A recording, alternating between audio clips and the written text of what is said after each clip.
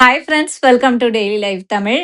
இன்னைக்கு ஒரு முக்கியமான விஷயம் என்னன்னா, ஒரு வழியா இந்த போருக்கு அ அ அமெரிக்காவுக்கும், ஈரானுக்கும் ஒப்பந்தம் கையெழுத்தாயிடுச்சு. அப்பாடா! நம்மளுக்கு புடிச்ச ஒரு தலைவலி விட்டா மாதிரி நமக்கு பெருமூச்சு விடுறா மாரி இருக்கு. ஸோ, இதனால மார்க்கெட் தொடர்ந்தே இவங்க எப்போ ஒப்பந்தம் சைன் பண்ண போறோம்ன்னு சொன்னாங்களோ, அதுலேருந்தே ஏறிட்டு இருக்கு. இன்னைக்கும் நல்லா தான் மார்க்கெட் ஏறியிருக்கு. இன்னும் இதோட இம்பாக்ட்ட நம்ம மார்க்கெட்ல எப்படி பார்க்கலாம் அப்படின்றதெல்லாம் கேட்கலாம். அருள்ராஜன் சார் கிட்ட. வணக்கம் சார். வணக்கம். சார், ஒரு வழியா அந்த ஒப்பந்தம் கையெழுத்தாயிடுச்சு. இதோட இம்பாக்ட் இன்னும் மார்க்கெட்ல எப்படி எகிற போகுது அப்படின்றத பார்க்க ஆவலா இருக்கோம் சார். என்ன நடக்க போகுது சார்? எப்பவுமே மார்க்கெட் நடக்க போற விஷயத்துக்கு கொஞ்சம் முன்னாடியே தான் ரியாக்ட் பண்ணும்னு சொல்லுவாங்க. அந்த மாதிரி ஜூன் 11ஆம் தேதி 23,100ல இருந்து இப்போ எங்க ஏறக்குறைய 24,168 ஒரு 1000 புள்ளிகளுக்கான ஒரு ஏற்றம் அப்படின்றது நடந்துடுச்சு ஏற்கனவே. அதனால இனிமேல் இது ஒரு பலமான ஏற்றத்துக்கு வருமா அப்படின்றத நம்ம உடனடியா சொல்ல முடியாது. ஏன் அப்படின்னு சொன்னா ஏற்கனவே 1000 புள்ளிகள் இதை நோக்கி ஏறியாச்சு. அதன் பிறகு வரக்கூடிய அடுத்தடுத்த காரணங்களின் அடிப்படையில தான் அடுத்தடுத்த நகர்வு இருக்கலாம் அப்படின்றதையும் நம்ம மனசுல வச்சுக்கணும். ஏன் அப்படி சொல்றோம் அப்படின்னு சொல்லும் போது ஏற்கனவே இது செய்தி வெளியில வந்தாச்சு. நேத்திக்கு இரவு அமெரிக்க சந்தை அந்த அளவுக்கு பெருசா ஏறல, மாறாக கொஞ்சம் இறங்குனது அப்படின்றத கூட நம்ம பாக்குறோம். அதனால இப்போ இந்த செய்திக்கு உண்டான நகர்வு அப்படின்றது ஏற்கனவே டிஸ்கவுண்ட் ஆயிடுச்சு, ஏற்கனவே அது நடந்துடுச்சு அப்படின்ற மாதிரிதான் இதை நம்ம பொதுவா எடுத்துக்கணும் அப்படின்றத இப்ப நினைவுபடுத்துறேன். ஏன்னா நேத்திக்கு முடிஞ்ச சந்தையில S&P 500 1.2% இறங்குச்சு, நாஸ்டாக் 1.34% இறங்குனது நம்ம பாக்குறோம். ஸோ இது எல்லாமே இப்போ டவ் ஜோன்ஸ் ஓரளவுக்கு ரெக்கவரி ஆகி வந்துகிட்டு இருக்கு. மற்றபடி நேத்திய சந்தை அப்படின்னு நம்ம எடுக்கும்போது நேத்திய முடிஞ்ச பிறகு இன்னைக்கு காலையில துவங்கிய ஆசிய சந்தைகள்ல ஒரு கலந்த ஒரு நகர்வு தான் சொல்லணும். இதுல ஜப்பானோட நிக்காய், தாய்வானோட சந்தை, அதே மாதிரி காஸ்பி சவுத் கொரிய சந்தை, இது மூணும் கொஞ்சம் ஏறுற மாதிரி நல்லாவே ஏறினது ஓரளவுக்கு டீசெண்டாவே ஏறி இருக்கிறத பாக்குறோம். ஆனா ஹாங்காங் சந்தை அப்படின்றது கணிசமான அளவுக்கு இறங்கி இருக்கிறத நம்ம பாக்குறோம். சீன சந்தையும் கொஞ்சம் இறங்கிதான் இருக்கிறத நம்ம பாக்குறோம். அதனால இப்போதைக்கு இதனுடைய தொடர்ச்சி அப்படின்னு பார்க்கும்போது மத்தியம் துவங்கிய ஐரோப்பிய சந்தைகள் அப்படின்னு எடுத்தீங்கன்னா அதுல ஃபுட்ஸின்னு சொல்லக்கூடிய இங்கிலாந்து சந்தை சற்றே இறங்கிதான் இப்ப வியாபாரம் ஆயிட்டு வரதை பார்க்கிறோம். அதே மாதிரி சில சந்தைகள் ஏறி இருக்கு. அதாவது பிரான்ஸோட காக் ஆகட்டும், ஜெர்மனோட டாக்ஸ் ஆகட்டும், அதெல்லாம் மார்ஜினலி அப். அதனால இப்ப நேற்று கையெழுத்து போட்டதுனால சுட சுட இனிமேல் ஏறிடுமோ அப்படின்ற ஒரு எதிர்பார்ப்பின் அடிப்படையில ரீட்டைல் இன்வெஸ்டர்ஸ் எல்லாம் இந்த மாதிரி ஏறும்போது வாங்கிதான் ட்ராப் ஆயிடுறாங்க, மாட்டிக்கிறாங்க அப்படின்றதையும் நம்ம இந்த இடத்துல நினைவு கூறணும். சரி, இப்போ எந்த மாதிரியான விஷயங்கள் சந்தைக்கு இந்த ஊக்கத்தை கொடுத்துட்டு இருக்கு அப்படின்னு நம்ம பார்க்கும்போது முதல் விஷயம், ஏன் சந்தை இந்த இந்த கையெழுத்து போட்டாங்க, அதை எதிர்பார்த்து ஏறியாச்சு, ஏன் அதுக்கு மேல தொடர்ந்து ஏறல அப்படின்னு சொல்லும்போது ஃபெட்டோட, அதாவது அமெரிக்காவினுடைய மத்திய வங்கியான ஃபெட் ரிசர்வனுடைய கூட்டமும் நடந்திருக்கிறத நம்ம பார்க்கிறோம் நேற்றுக்கு. ஸோ அதனுடைய மற்ற தகவலும் இனிமேல் தான் வரும். ஆனா ஆஸ் ஃபெட்டோட சேர்மன் இப்ப யாருன்னு பாத்தீங்கன்னா கெவின் வார்ஷ். முன்னாடி ஜெரோம் போவெல் அப்படின்னு இருந்தாரு. இப்ப கெவின் வார்ஷ் ஆக்சுவலி அவர் ட்ரம்ப் அவர்கள் சொல்றது கேட்கக்கூடிய ஒரு ஆளா தான் பார்க்கப்படுகிறது. ஆனாலும் அவரு போட்டுக்கிற அனௌன்ஸ்மெண்ட் என்ன அப்படின்னா இப்போதைக்கு அந்த வட்டி விகிதத்தில் மாற்றம் இல்லை அப்படின்னு சொல்லிட்டு அவர் ஹோல்ட் பண்றதா முதல் தகவலா அவர் கொடுத்திருக்கிறாரு. ஸோ வட்டி விகிதத்தில் மாற்றம் இல்லாமல் இருந்தாலும் கூட அவர் கொஞ்சம் கவலைப்படக்கூடிய ஒரு இடத்துல இருக்கிறதா பாக்குறாரு. ஏன் அப்படின்னு சொன்னா இப்ப பணவீக்கம் வார்னால கணிசமான அளவு உயர்ந்தாச்சு. அது உடனே குறையுமானா உடனே குறைவதற்கான வாய்ப்புகளும் இல்ல, மெல்ல மெல்லதான் குறையும் எப்பவுமே. ஸோ அதனால அடுத்து சைக்கிள்ல ஒருவேளை அக்டோபர் மாசம் வரும்போது இப்ப பணவீக்கம் கூட இருந்தா வட்டி விகிதத்தை குறைப்பதற்கு பதிலா கூட்டுறதுக்கான வாய்ப்பு கூட வரலாமோ அப்படின்ற மாதிரி ஒரு ஹிண்ட் அவர் கொடுத்ததா செய்தி வந்துகிட்டு இருக்கு.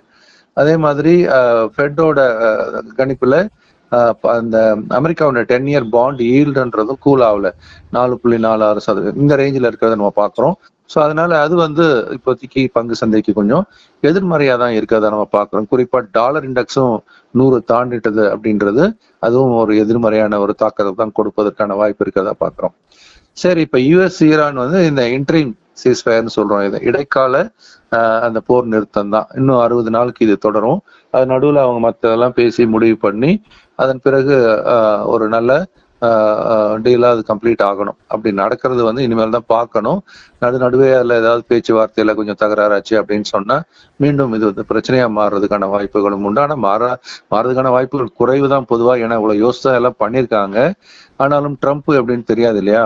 திடீர்னு நீங்க சொல்றது எனக்கு பிடிக்கல அப்படின்னு சொல்லிட்டாருன்னா பிரச்சனையா மாறதுக்கான வாய்ப்பு உண்டு. இதுல குரூட் ஆயில் வந்து நல்லாவே குறைஞ்சிருக்கிறத நம்ம பாக்குறோம். ஸோ $80 குறைவாக $79 வந்துடுச்சு. பிரெண்ட் குரூடு இல்லையா? 119, 115, 110, 105, 99, அப்படி 95, 91 அப்படி இருந்தது. இந்த இவங்க அனௌன்ஸ் பண்ண உடனே டக்குன்னு 82க்கு வந்தது. அப்புறம் இப்போ 79க்கு வந்தாச்சு. ஓகே, இப்ப இதையும் நான் ஒரு எடுத்துக்காட்டா தான் சொல்லணும். ஏன்னா அவங்க கையெழுத்து போட்டாங்கன்னு இனிமேல் 79ல இருந்து கடகடன்னு இறங்கிடுமா அப்படின்னா அப்படி இல்லை. அதை எதிர்பார்த்து ஏற்கனவே வந்தாச்சு. இனிமேல் வந்து அதை தாண்டி மற்ற காரணிகளின் அடிப்படையில தான் கச்சா எண்ணெய் விலையுடைய மாற்றங்கள் நிகழும்ன்றதை நம்ம கணக்கில் எடுத்துக்கொள்ள வேண்டும். இன்னொரு பாசிட்டிவான ஒரு விஷயம் என்ன இந்தியாவை பொறுத்த வரைக்கும் அப்படின்னு சொன்னா, டாலருக்கு ஏறின ரூபாயின் மதிப்பு கொஞ்சம் ஸ்டெடி ஆயிட்டே வர்றதை நம்ம பாக்குறோம். ஸோ அதுவும் வந்து ஒரு பாசிட்டிவான ஒரு விஷயம் தான். 95, 95.4 இந்த மாதிரியான ஒரு இடத்துல அது தொடர்ந்து இருக்கிறத பாக்குறோம். ஏன்னா 97, 97.5 அங்கிருந்து அது படிப்படியா வலிமை அடைஞ்சு இப்ப இந்த நிலைமைக்கு வந்திருக்கிறத பாக்குறோம். ஸோ இதுவும் வந்து பொதுவாகவே வந்து இந்தியாவை பொறுத்த வரைக்கும் நம்ம சாதகமான அம்சமா எடுத்துக்கலாம் அப்படின்றத நம்ம இந்த இடத்துல பதிவு பண்ணிக்கலாம். ஓகே, ஸோ இப்ப 94.33க்கும் வந்தாச்சுன்றது இன்னொரு கூடுதல் தகவல். அது இன்னும் பாசிட்டிவான ஒரு விஷயமா, நம்ம இறக்குமதிக்கு அது ஒரு பெரிய சவாலா இருக்கக்கூடிய ஒரு சூழல்ல பெரிய உதவியா இருக்கும்ன்றத நம்ம பார்க்கிறோம். இதை தாண்டி வேற என்ன மாதிரியான செய்திகள் அப்படின்னு நம்ம பார்க்கும்போது, பொதுவா எஃப்ஐஎஸ் அப்படின்றவங்க இந்திய சந்தையில தொடர்ந்து இன்னும் விற்பவர்களா தான் இருக்கிறாங்கன்றதையும் நம்ம மனசுல வச்சுக்கணும். ஸோ அதனால அவர்களுடைய விற்பனை தொடரும் வரை நம்ம வந்து பொதுவாக என்ன சொல்லணும், சந்தை உடனே பெரிய அளவுல ஏற்றம் வருமானது கேள்விக்குறிதான். அதே சமயம் எஃப்ஐஸ் வந்து தொடர்ந்து அந்த ஆப்ஷன்ஸ் மார்க்கெட் சொல்லுவோம், அதுல வந்து அவங்க 24,000, 24,500 ஸோ இந்த மாதிரி இந்த எல்லைகள்ல தொடர்ந்து அவங்க கொஞ்சம் அந்த சந்தையை அடக்குவதற்கான முயற்சியில ஈடுபடுறாங்க அப்படின்றதான். ஏன்னா 24,500 அப்படின்ற எல்லையை தாண்டறதுக்கான வாய்ப்புகள் குறைவுன்னு தான் இப்போதைக்கு. ஏன்னா அதுக்கு அவங்க நிறைய காலை செல் பண்ணி வச்சுக்கிட்டே வராங்க அப்படின்றதுனால. ஸோ ஒரு ஹெட்ஜிட் பொசிஷன் தான், கீழே புட்டும் செல் பண்றாங்கனால பெருசா வீழ்ச்சி அடையாது, பெருசா ஏறவும் ஏறாது அப்படின்ற மாதிரி. ஆனா இந்த சூழல்ல ஸ்மால் கேப் பங்குகள் வந்து சூப்பர் டூப்பரா பெர்ஃபார்ம் பண்ணிட்டு வருது அப்படின்றது முக்கியமான ஒரு விஷயம் கம்பேரிட்டிவா பார்க்கும்போது.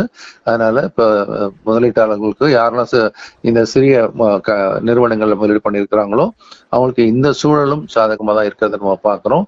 அதே மாதிரி நாளைக்கு ரிலையன்ஸோட ஏஜிஎம் மீட்டிங் நடக்குது. அதுல ஏதாவது அனௌன்ஸ்மெண்ட்ஸ் வருமா அப்படின்றத நம்ம பார்க்கணும். சந்தைக்கு ஒரு சாதகத்தை கொடுக்குமான்றது பார்க்குறோம். ஆக இப்போதைக்கு ஓவராலா மார்க்கெட் அப்படின்னு பார்க்கும்போது 23,800 அப்படின்றது கீழே ஆதரவாகவும், மேல 24,500 என்பது நிப்டியில தடைநிலையா இருக்கிறத நம்ம பார்க்குறோம். ஸோ இனிமேல் வரக்கூடிய அடுத்தடுத்த ட்ரிகர்ஸ் அப்படின்றதான் சந்தையை வழி நடத்தும். இப்போதைக்கு குறுகிய எல்லையில் நகர்வதற்கான வாய்ப்புகளே அதிகம். Okay sir. ஸோ இப்போதைக்கு வந்து இந்த அனௌன்ஸ்மெண்ட் வந்தாலும் இது எப்படி கண்டினியூ ஆகும் அப்படின்றதும் ஒரு பக்கம் பயம் இருக்கு.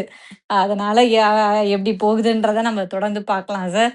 ஆனாலும் நம்ம வந்து நாம பாசிட்டிவா நினைச்சுக்க வேண்டியதான். இதுக்கப்புறம் ஏறுற மார்க்கெட் நம்ம பழையபடி 26ல முடிஞ்சுமா சார்? 26, 300 ஆமா. அந்த அதே ரேஞ்சில ரேஞ்சுக்கு இப்ப ஆகிட்டு 24 தாண்டி வந்துகிட்டு இருக்கு. இன்னும் 25, 26ன்னு அப்படியே போகும்னு தான் நாம நினைச்சிட்டு இருக்கணும். பொறுத்திருந்து பார்க்கலாம் சார். சார் அடுத்து இப்போ கிளாஸ் வந்து இந்த வாரம் வரப்போகுதுல்ல சார்? என்ன வருது சார்? இந்த வாரம் தொடர்ந்து பல நிகழ்ச்சிகள் இருக்கு. குறிப்பா பேசிக்ஸ் ஆஃப் ஸ்டாக் மார்க்கெட் சொல்லக்கூடிய சண்டேல வந்து 9:30 மணில இருந்து 1:30 மணி வரைக்கும் தமிழ்ல ஆன்லைன்ல பங்கு சந்தை புதியவர்களுக்கான ஒரு பயிற்சி வகுப்பு. அடுத்தது அப்படின்னு பார்க்கும்போது எல்லாருமே ஒரு ஸ்ட்ராங்கான போர்ட்ஃபோலியோ, இப்போ மார்க்கெட் ஏறுதான், என் போர்ட்ஃபோலியோ ஏறுதான்னு பார்க்கணும் இல்லையா? ஸோ அந்த மாதிரி போர்ட்ஃபோலியோல இருக்கக்கூடிய நிறுவனங்கள் வலிமையான நிறுவனங்களா, இல்ல இனிமேல் தான் நம்ம ஒரு போர்ட்ஃபோலியோ கிரியேட் பண்ணோம்னா வலிமையான நிறுவனங்களை தேர்வு பண்ணி இப்படி போர்ட்ஃபோலியோ கிரியேட் பண்றது, எந்த விலைக்கு வாங்கி விற்கிறது, எல்லாமே வந்து நம்ம ஃபண்டமெண்டல் அனாலிசிஸ் படிக்கிறது மூலமாகவும் டெக்னிக்கல் அனாலிசிஸ் படிக்கிறது மூலமாகவும் நம்ம ஒரு முடிவெடுப்பதற்கான ஒரு வாய்ப்பு கிடைக்கும். அதனால இந்த நிகழ்ச்சி வந்து மாஸ்டர் த ஸ்டாக் மார்க்கெட் அப்படின்ற பேர்ல இரவு 8ல இருந்து 9 மணிக்கு மண்டே டு ஃப்ரைடே 4 வார பயிற்சி. அதற்கு அடுத்து அப்படின்னு பார்க்கும்போது ஸ்டாக் மார்க்கெட் ஃபார் லிவிங் அப்படின்னு சொல்லக்கூடிய வகையில இன்ஸ்டிடியூஷன்ஸ் எப்போ வாங்குறாங்க விற்கிறாங்கன்றத படிச்சு அந்த கலையை நம்ம கத்துக்கிட்டோம் அப்படின்னா வாழ்நாள் பூரா நமக்கு சந்தையை கையாள வசதியா இருக்கும்ன்றதுக்காக அந்த நிகழ்ச்சின்றது வீக்கெண்ட்ல வச்சிருக்கிறோம். எல்லாருமே அட்டன் பண்ற மாதிரி சாட்டர்டே சண்டேல 6:30 to 9:30 4 வார பயிற்சி. Okay sir. ஸோ இந்த கிளாஸஸ்லாம் வரிசையா வரப்போகுது. வேணுன்றவங்க ஜாயின் பண்ணிக்கோங்க. மார்க்கெட்ட நம்பிடாதீங்க. நம்பி வந்து நீங்க எனக்கு எல்லாம் தெரியும்னு நெனச்சீங்கன்னா, அப்புறம் தபால்னு வந்து கவுத்து விட்டுரும். ஸோ அந்த மாரி தான் வந்து மார்க்கெட் சிச்சுவேஷன் இருக்கு. வேணுன்றவங்க அனுபவத்த எடுத்துக்கணும் அப்படின்னு நெனச்சீங்கன்னா, WhatsAppல நீங்க வந்து மெசேஜும் பண்ணலாம். இல்ல இந்த நம்பருக்கு நீங்க காலும் பண்ணி டீட்டெயில்ஸ் கேட்டுக்கலாம். Thank you sir. நன்றி, வணக்கம். ஓகே ஃபிரெண்ட்ஸ், மறுபடியும் அடுத்த வீடியோல பார்க்கலாம்.